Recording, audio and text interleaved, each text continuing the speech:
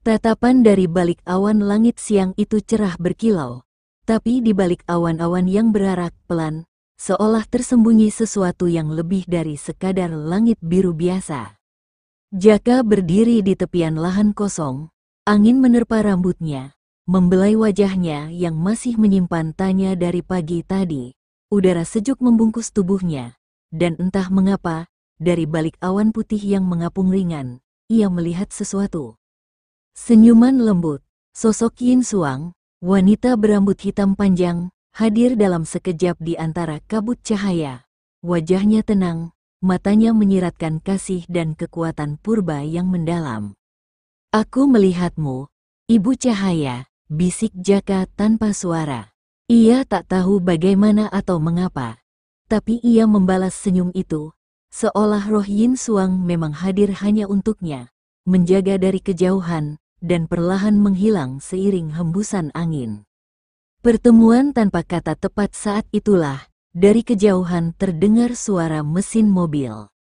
Sebuah mobil putih melaju pelan di jalanan aspal yang membelah hutan kota.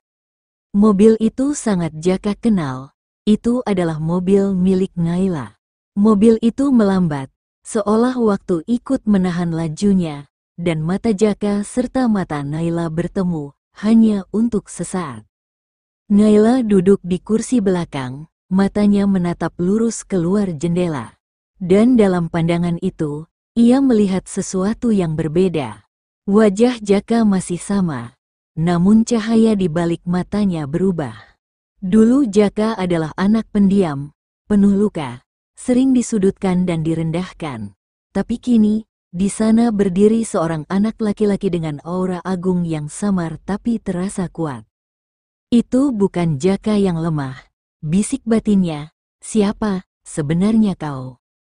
Naila tak tahu mengapa, tapi dadanya bergetar, seperti ada getaran gaib yang lembut namun menekan, seolah hatinya sedang disentuh oleh sesuatu yang lebih tinggi dari logika. Ada ikatan halus, seperti benang tak kasat mata yang menghubungkan jiwanya dengan sosok yang ia lihat di luar sana. Perjalanan pulang yang sunyi mobil itu kembali melesat. Supir tak banyak bicara, ia hanya menatap cermin beberapa kali, memandangi ekspresi nona majikannya yang kini beku, penuh tanda tanya dan keheningan. "Non, tidak apa-apa," tanya sopir perlahan, namun Naila hanya menggeleng pelan. Tak ada kata, tak ada jawaban, hanya mata yang masih menyimpan bekas cahaya tadi, dan detak jantung yang tak juga tenang. Kamar yang terkunci begitu sampai di rumah besar keluarga Naila, ia langsung turun tanpa menoleh. Para pelayan terdiam melihat Naila berjalan lurus melewati lorong marmer, menaiki tangga besar, dan mengunci dirinya di dalam kamar. Di balik pintu yang tertutup rapat, Naila bersandar, menyentuh dadanya sendiri, seolah mencoba meredakan getaran yang masih tersisa. "Apa yang terjadi denganku? Apa yang terjadi dengan Jaka?" gumamnya pelan. Ia duduk di tepi ranjang, menatap kosong ke arah dinding, pikirannya penuh, hatinya riuh, tapi ia sendiri tak mengerti apa yang telah tumbuh di dalam sana. Lalu perlahan, air matanya mengalir. Bukan karena marah, bukan pula karena sedih, tapi karena ada sesuatu dalam dirinya yang berubah.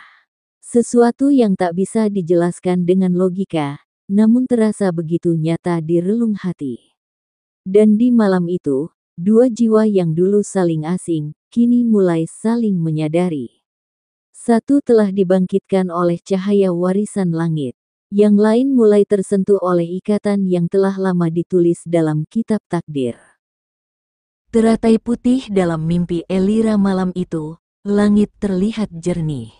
Namun dalam tidur Elira, sesuatu jauh lebih dalam tengah terjadi. Ia tidak bermimpi seperti biasa, ia terbangun dalam dunia yang hening.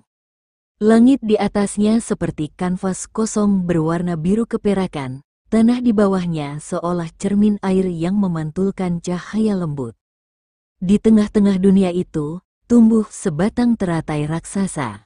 Kelopaknya ada 7, mekar perlahan, memancarkan sinar putih suci. Di tengah teratai itu, berdiri seorang anak laki-laki berambut putih keperakan, matanya tenang tapi dalam, seperti menatap ke inti dunia. Elira Maheswari, suara lembut itu memanggil, namun terdengar hingga ke dasar jiwanya.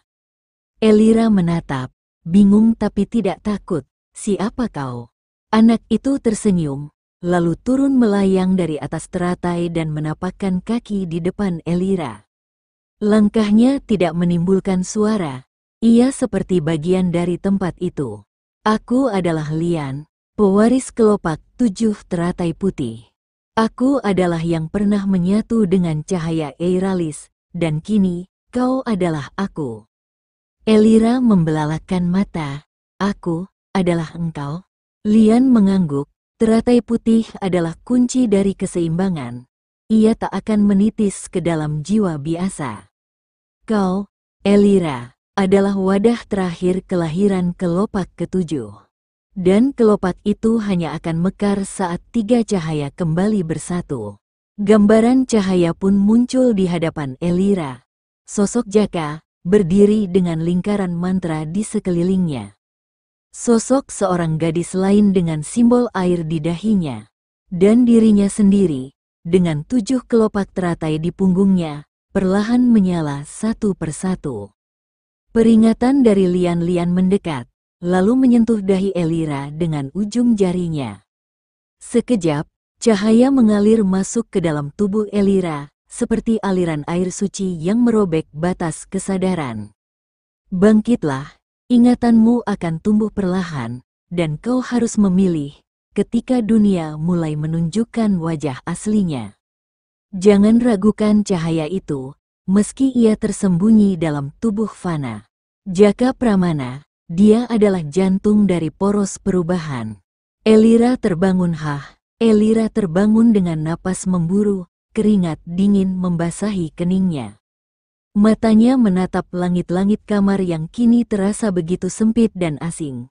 Ia duduk perlahan, menekan dadanya yang berdegup keras. Lian, bisiknya, 7 kelopak, dan Jaka, tangannya gemetar. Namun bukan karena takut, tapi karena jiwa lamanya mulai bersatu kembali. Ia belum sepenuhnya memahami semuanya. Tapi ia tahu satu hal, Jaka bukan lagi sosok lemah yang perlu dikasihani. Ia adalah cahaya yang selama ini tersembunyi, dan ia harus ada di sisinya. Cahaya yang tersembunyi waktu seperti air mengalir. Tak terasa, 10 tahun telah berlalu sejak pagi itu, saat mobil hitam mewah dari Cahaya Corp pertama kali berhenti di depan rumah sederhana keluarga Pramana. Kini, segalanya telah berubah. Kota metropolitan tak lagi sama. Langitnya dipenuhi oleh menara-menara bisnis dan jaringan satelit yang saling bersahutan. Di antara gemuruh dunia modern itu, 3 cahaya tersembunyi kini berjalan di jalurnya masing-masing, namun tetap menuju satu tujuan yang tak terucap. Jaka Pramana, si cahaya dalam diam di usianya yang ke-20. Jaka Pramana telah menjelma menjadi sosok muda yang karismatik, cerdas, dan tetap penuh misteri. Ia adalah mahasiswa terbaik di jurusan IT dan kecerdasan buatan di Universitas Abipraya Utama, sebuah kampus bergengsi yang hanya menerima 1 dari 1000 pendaftar. Namun apa yang tak diketahui siapapun, Jaka bukan hanya belajar teknologi. Setiap malam, saat pikirannya masuk ke dalam tidur terdalamnya, roh Jaka berkelana ke Gunung Lempana. Di sanalah Yin Suang, wanita luhur berambut hitam panjang, guru dari dunia astral, melatihnya. Jaka mempelajari ilmu spiritual kuno, pola mantra langit, dan hukum energi semesta. Ia menjadi murid yang tak hanya menguasai dunia digital, tapi juga dunia energi tak kasat mata. Elira Maheswari dan kedokteran jiwa sementara itu, Elira, gadis dengan ketenangan alami, kini menempuh pendidikan di Fakultas Kedokteran Jiwa dan Neurologi. Bagi dunia, ia adalah putri keluarga Maheswari yang penuh kasih dan cemerlang. Tapi di balik semua itu, Elira mulai menyadari sesuatu. Mimpi-mimpi itu, kadang seperti nyata. Aku melihat diriku dengan jubah putih dan lingkaran teratai di punggungku. Apakah aku mulai gila? Atau aku mulai bangkit? Lian, sosok masa lalunya, perlahan mulai menyatu dengan kesadaran Elira. Tanpa ia sadari, setiap kali ia menyentuh pasien atau membaca gelombang otak, teratai putih itu berdenyut samar dalam jiwanya. Naila Sarasvati dan tahta bisnis tak kalah menakjubkan. Naila di usia 20 tahun telah berhasil mendirikan perusahaan properti megah bernama Sarasvati Property Group. Gedungnya menjulang ke langit di sisi barat kawasan elit metropolitan, hanya beberapa blok dari kantor pusat Cahaya Corp. Naila dikenal sebagai CEO muda penuh visi dan keberanian. Namun ia menyimpan satu rahasia besar. Ia adalah pewaris cinta dan luka masa kecilnya sendiri. Dan tanpa ia sadari, jiwa lamanya mulai membaca kembali pola-pola yang tak bisa dilihat manusia biasa. Persekutuan tersembunyi di bawah Cahaya Corp, tak satu pun media massa tahu bahwa di balik kekuatan besar ketiga perusahaan muda ini, ada satu pusat kendali tersembunyi. Cahaya Corp. Dari luar, Cahaya Corp hanya terlihat sebagai perusahaan teknologi dan energi terbarukan yang konservatif dan stabil. Tapi di dalamnya, ada jaringan rahasia saham dan pengaruh yang mengikat perusahaan kue pelita rasa milik keluarga Pramana, rumah obat Maheswari Parma, dan Sarasvati Property milik Naila. Semua saham utama dipegang oleh satu sosok, Raka Wiraguna, CEO Cahaya Corp. Dan satu-satunya orang yang tahu siapa Jaka Pramana sebenarnya. Kota dalam genggaman cahaya kini, jika seseorang melihat peta bisnis kota metropolitan dari udara, mereka akan menyadari sesuatu yang mencengangkan. Sebelah timur, berdiri pabrik pelita rasa, pusat distribusi makanan yang kini merajai sektor makanan cepat saji sehat. Sebelah utara, menjulang gedung Maheswari Parma, pusat riset obat-obatan dan penyembuhan mental. Sebelah barat, terbentang Sarasvati Property, membangun kota pintar dan hunian mandiri. Dan di tengah-tengah mereka, bagaikan matahari yang tenang, berdiri Cahaya Corp, pusat dari semua arah energi, seperti sumbu semesta yang tak terlihat. Namun tak ada yang tahu, tiga perusahaan ini berdiri di atas satu tanah warisan, tanah kuno peninggalan lembah cahaya. Tanah yang dulunya dianggap tak bernilai, kini menjadi poros kekuatan metropolitan. Malam dan bisikan dari dunia lama. Malam-malam Jaka kini tenang di permukaan. Tapi setiap ia menutup mata, gunung lempana memanggil. Pola-pola mantra yang dulu samar kini mulai membentuk lingkaran cahaya di dalam tubuhnya. Dan Jaka mulai sadar bahwa waktu bangkitnya tiga cahaya sudah semakin dekat. Belum waktunya aku mengungkap jati diriku, tapi dunia akan mulai mencari cahaya itu sendiri. Jaka Pramana. Mie instan dan rasa yang tertinggal hari itu, matahari bersinar cerah. Langit biru tanpa awan seolah memberi jeda dari hiruk-pikuk tekanan hidup. Namun di sudut kantin kampus yang sederhana, dua takdir besar duduk berseberangan tanpa tahu arah pertemuan ini akan membawa mereka kemana. Jaka Pramana, pemuda jenius jurusan IT, duduk tenang di salah satu meja belakang. Di hadapannya, sebuah tablet ramping menyala, menampilkan grafik saham pabrik kue pelita rasa, usaha keluarganya yang perlahan tapi pasti mulai mencuri perhatian investor lokal. Tangannya lincah menari di atas keyboard eksternal kecil, menganalisis pergerakan pasar, membaca tren konsumsi, dan sesekali mencatat prediksi di file pribadi. Di wajahnya tergambar senyum tipis, bukan kebanggaan, melainkan rasa puas dalam diam. Namun satu pasang mata tajam sejak tadi tak lepas memandangi tingkah laku Jaka dari kejauhan. Dialah Naila Sarasvati. Kini CEO muda dan visioner dari Saraswati Development, di bawah naungan Saraswati Group. Salah satu perusahaan properti yang telah berkembang pesat dalam 2 tahun terakhir. Penampilannya tegas dan elegan, tak ada sisa bayangan masa kecilnya yang dulu keras terhadap Jaka. Saat pelayan datang dan meletakkan semangkuk mie instan, dilengkapi 2 telur rebus dan beberapa irisan daging sapi, Naila melangkah mendekat. "Siang, sang jenius," sapanya dengan suara datar namun berisi. Senyumnya mencoba bersahabat, tapi matanya tak bisa menyembunyikan kilas masa lalu. Jaka hanya mengangkat wajahnya sedikit, tatapannya dingin, suaranya berdesis seperti angin menggesek dedaunan. Tanpa diundang, Naila duduk di kursi seberang. Ia menatap makanan di hadapan Jaka, lalu mengangkat alis. Seorang jenius, tapi makanan favoritnya masih mie instan.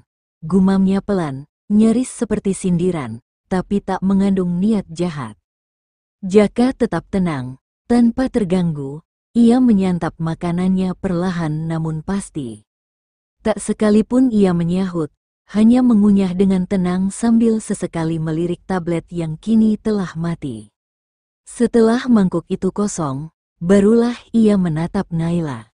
Sorot matanya dalam, tajam, namun bukan kebencian, lebih pada rasa ingin tahu yang terbungkus kenangan. "Entah sudah berapa tahun kau tak menyapaku," ucapnya perlahan. "Semenjak kau menamparku, sejak kau dan teman-temanmu menyiksaku, mempermalukanku." Nada suaranya tak meledak. Ia bukan pendendam, ia hanya memutar kembali rekaman masa lalu yang terlalu dalam untuk dilupakan. Naila terdiam. Matanya tak bergeming, namun di dalam pupilnya ada riak gelisah yang halus. "Apa? Kau masih marah padaku?" tanyanya lirih, hampir seperti bisikan dari masa lalu yang takut akan jawaban. Jaka menatap tajam, lalu menoleh ke samping sejenak, sebelum kembali berbicara. "Apa yang harus kubicarakan? Atau, kau datang hanya untuk tawaran kerjasama? Perusahaanmu sedang terdesak." "Naila," nada bicara Jaka seperti bilah tipis, bukan untuk menyayat, tapi cukup untuk menggores. Namun Naila tak marah. Ia hanya menarik napas dalam, mencoba menyusun kata. "Beberapa hari lalu, keluarga Harsono datang ke rumah. Suaranya lirih, tapi jernih. Mereka membawa lamaran. Mereka ingin aku menikah dengan putra sulung mereka." Jaka tak memberi reaksi. Ia hanya menatap lurus, menanti kelanjutan cerita itu. "Aku menolak," lanjut Naila pelan, "dan mereka mengancam akan menjatuhkan Saraswati Development. Lewat sabotase proyek, lewat tekanan media, dan bahkan lewat pengacara bayaran." Jaka akhirnya mengerutkan kening. Nada sinisnya memudar, digantikan ketertarikan dan sedikit kekhawatiran. "Mengancam perusahaan, itu bukan perkara kecil." Naila mengangguk. "Itulah sebabnya aku ke sini. Bukan karena aku ingin mengungkit masa lalu, bukan karena aku butuh bantuan, tapi karena aku ingin bicara sebagai sesama yang kini berdiri di dunia nyata. Karena sejak semalam, aku merasa ada sesuatu dalam diriku yang terus menarikku ke arahmu." Kata-kata itu membuat udara di antara mereka mengalir pelan dan tegang. Jaka tak langsung menjawab, namun dalam hatinya, ada desir halus, seolah energi spiritual yang selama ini diam di dadanya ikut merespon suara Naila. "Kalau begitu," ucap Jaka akhirnya, "kau harus belajar mengenali mana yang datang dari hatimu, dan mana yang datang dari takdir." Mata mereka bertemu. Diam, hening, namun dalam sekejap itu, ada percikan cahaya halus yang melintas antara dua jiwa lama yang perlahan mulai menyadari mereka tak sedang berada di dunia biasa.